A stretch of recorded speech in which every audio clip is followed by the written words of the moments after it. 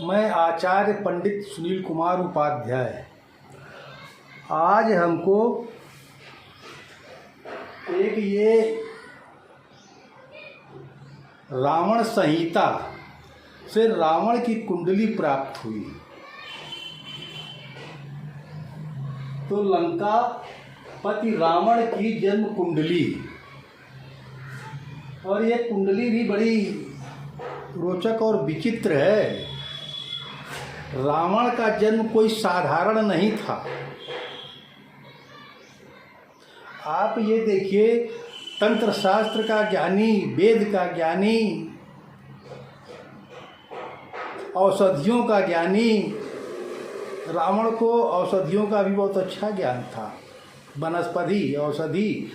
और रावण जो है, कहा जाए तो राक्षस कुल के उद्धार के लिए उसका जन्म हुआ था। उसकी भी हम कहानी आपको बताएंगे, फिर इस कुंडली के भी विषय में बताएंगे। कहा जाता है, काले और सफ़ेद तानों बानों से बुनी होती जिंदगी की चादर, यह बात जिसने भी कही है साधारण सी लगने पर भी गुह्य दार्शनिक रहस्यों पर आधारित है। मनुष्य शरीर का मिलना गवाह है इस बात का कि पूर्ण भी है और पाप भी है। तो रावण ऋषि पुत्र था, वह पुलस्त्य का पोता था और विश्वेश्रवा का पुत्र। उसकी माँ राक्षस राज सुमाली की बेटी थी। राक्षस गुह्य विद्याओं के जानकार थे। वे जानते थे कि ऋषि वीर को किस विशिष्ट काल में धारण कराने पर राक्षसों के हित का साधक जन्म लेगा। उसी समय कैकसी ने विश्वेश्रवा से प्रणय याचना की थी। रावण और कुंभकर्ण का जन्म राक्षसों की हित रक्षा के लिए राक्षस प्रमुखों द्वारा करवाया गया था। ऐसा कहना गलत ना होगा। तप और अहम, क्योंकि अगर राक्षसी प्रवृत्तियां आती हैं तो आदमी के अंदर अहम तमोगुण होता है। और इसको बताने की ज़रूरत नहीं, आज क्या चल रहा है ये आप लोग स्वयं समझ सकते हैं। सम्मिश्रित तथा राक्षसों में रावण भी इससे अछूता कैसे रह सकता था। अपने जीवन में उसने सिर्फ विजय को ही याद रखा। हार को तो उसने दुस्वप्न की तरह भूलने की ही कोशिश की। शास्त्रों का परम ज्ञाता था रावण, फिर क्या विष्णु के राम रूप में अवतार लेने की बात उससे छिपी थी। विद्वानों का ऐसा मत है कि इस बात को जानते हुए भी रावण ने राम से विरोध किया। तापसी शरीर की विवशता थी, इसीलिए अपमानित करके उसने विभीषण को राम के पास भेज दिया। अब आप देखिए, अगर कहा जाए रावण का जीवन साधारण नहीं था। रावण का जन्म लेना, एक बार की बात है, सुमाली, क्योंकि भगवान विष्णु ने सभी राक्षसों को सुदर्शन चक्र के द्वारा पाताल लोक भेज दिया था। और पाताल लोक पृथ्वी राक्षसों से विहीन हो गई थी। एक बार सुमाली जब पाताल लोक से चलकर किसी तरह से लोक पर आया, तो उसने जब कुबेर को पुष्पक विमान से जाते हुए देखा और यहाँ के वैभव सुख को देखा, तो उसको लगा कि राक्षस लोग का उद्धार कल्याण कैसे होगा। और यह सोचकर फिर वो जो है पाताल लोक जाता है, और जाकर वहाँ पे उसने अपनी पुत्री, क्योंकि उसको ये पता था कि बिना ऋषि ब्राह्मण के इस राक्षसी कुल का उद्धार कल्याण नहीं हो सकता। तो उसने कैकसी से जाके अपनी बात कही और उसने विवाह के लिए कि हम तुमको विशेश्रवा को समर्पित कर चुके, करने का संकल्प कर चुके, तुम उनको वर्ण कर लो। कैकसी ने उसको स्वीकार करके और ऋषि विशेश्रवा के पास, ऋषि विशेश्रवा तपस्या कर रहे थे और हवन करने जा रहे थे। उसी टाइम में कैकसी वहाँ पहुँच जाती और कैकसी ने जा कर के विशेश्रवा के चरणों से में ध्यान लगाया और उसने तो विशेश्रवा ने कहा कि मैं ऋषि हूँ, इस समय तुम्हारे आने का क्या प्रयोजन है और तुम कौन हो। तब कैकसी ने कहा कि मेरा अभिप्राय आप स्वयं जान सकते, ब्रह्मज्ञानी हैं आप।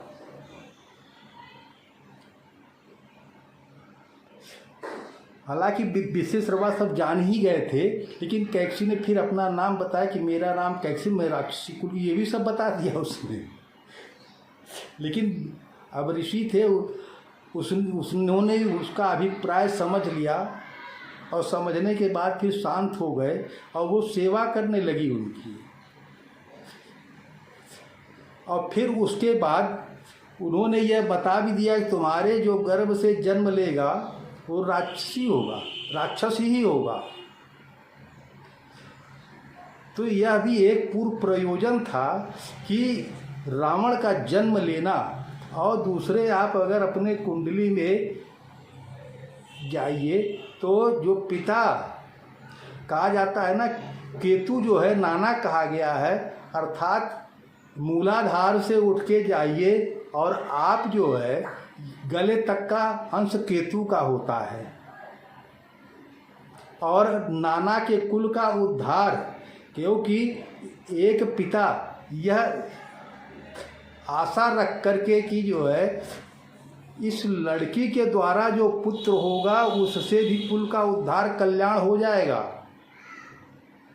जिसके पुत्र ना हो कुछ हो तो भी इस, तो उसी तरह से ये कैकसी ने भी और सुमाली के द्वारा जब समर्पित की कर दी गई और कैकसी ने रावण को जन्म देकर, तो ऋषि पुत्र होने के कारण परम ज्ञानी और सभी शास्त्रों, वेदों और तंत्र शास्त्र, औषधियों का ज्ञाता था और अहंकार उसके अंदर था, मतलब तमोगुण कह लीजिए, जिसके वजह से वो उसके पास विजय के अलावा पराजय का उसने कभी जो है सोचा ही नहीं। लेकिन उसके एक उद्देश्य था कि इतना आगे बढ़ चुका था कि पीछे हट करके समझौता करने का कोई उसके पास गुंजाइश बची ही नहीं थी। और उसकी कुंडली अगर आप देखिए, ये देखिए लग्न में शनि है, शनि और चंद्रमा, शनि उच्च राशि का होकर के बैठा हुआ है। और ये देखिए चतुर्थ भाव मंगल है उच्च का होकर के मकर राशि का। और ये देखिए शत्रु के स्थान पे शुक्र और केतु और बुध बैठा हुआ है मीन राशि का। यहाँ देखिए बुध नीच का हो रहा है और ये देखिए शुक्र उच्च का हो रहा है और केतु के साथ बैठा हुआ है। सारे फलों को आप, और इधर देखिए सप्तम भाव में सूर्य है, उच्च का है,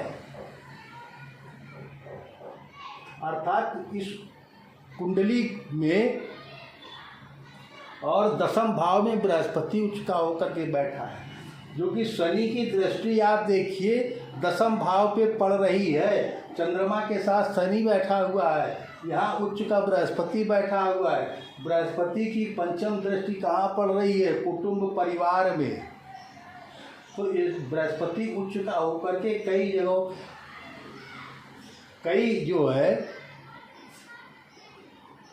कई कारणों से जो है अच्छे फल। देखिए अब यहाँ से जिसे पंचम भाव को देख रहा है, साथ खष्ट ये छठे घर को, शत्रु के घर को देख रहा है अपनी राशि में।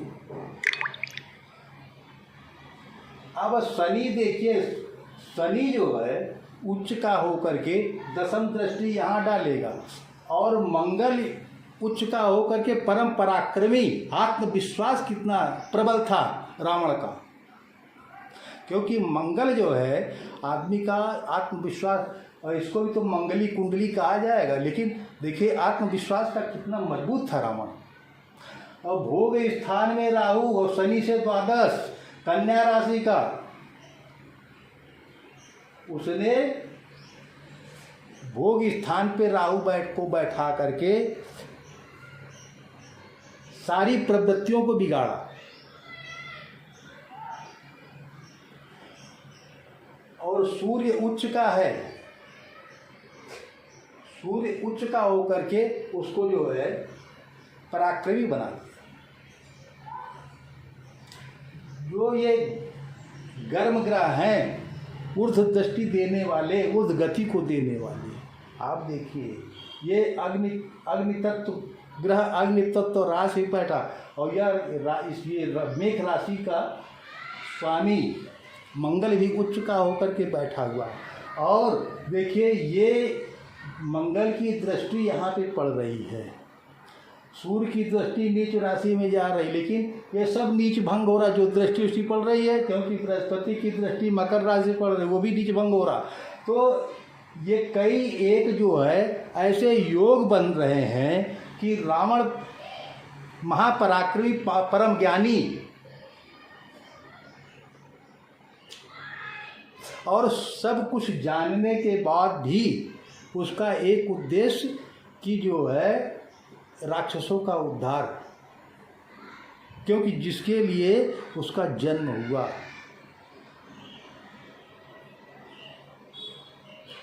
इसीलिए मैं बार बार कह रहा हूँ कि आज ये लोगों को सोचना चाहिए कि जब तक ऋषि और ब्राह्मण इस पृथ्वी पर, कम से कम ब्राह्मणत्व होना चाहिए, जो कि संध्या गायत्री वेद मंत्र ये करने वाले लोग जब होंगे तो पृथ्वी अपने आप जो संरक्षित सुरक्षित, ब्राह्मण गौ नारी और वेद, इसको जब तक संरक्षित सुरक्षित नहीं रखा जाएगा तब तक ये प्रकृति पर्यावरण, कहा जाता है ना, ये तो पृथ्वी जल तेज वायु आकाश मन बुद्धि अहंकार, ये 8 जो है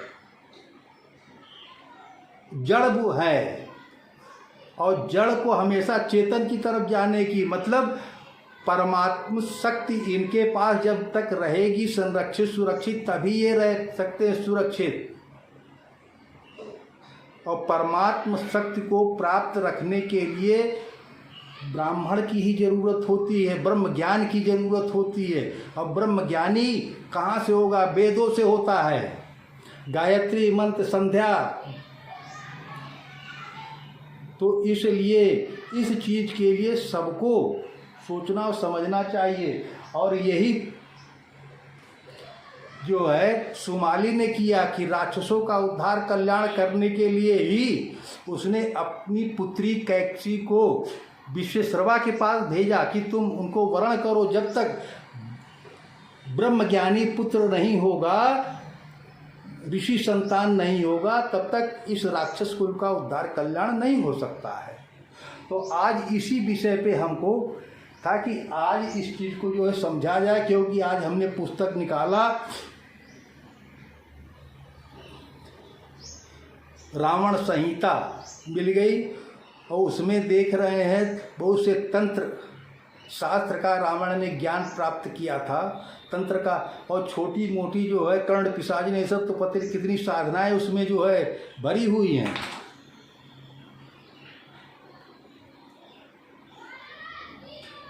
कि उसने जो है 10 महाविद्या छिन्नमस्ता की, ललितार्चन का, ललिता देवी की, सारे मंत्रों, काली की सारी जो है उसमें साधनाएं कर रखी। और ये सब जानने के बाद फिर भी उसने जानबूझकर भगवान राम से विरोध किया, और विभीषण को इसीलिए भेजा सब उसको पता था, क्योंकि बस एक उद्देश्य है, रावण कुल का उद्धार, मतलब राक्षसी कुल का उद्धार होना। तो ये देखिए उसी तरह से ये जो है कुंडली कितनी अच्छी है, इसमें नहीं कहा जा सकता। ये देखिए शत्रु स्थान, जिसको कहा जाता है ना, मानसिक एवं शारीरिक रोग, शत्रु, चोर, दुर्घटना, मारण, मोहन, उच्चाटन, षड्यंत्र, पालतू पशु, मामा तथा मौसी के सुख दुख का विचार कष्ट भाव से किया जाता है। ये देखिए यहाँ पे केतु बैठा हुआ है, शुक्र उच्च का होकर के बैठा है, बुध नीच राशि का होकर के बैठा है। और भोग स्थान कहा जाता है ना द्वादश भाव,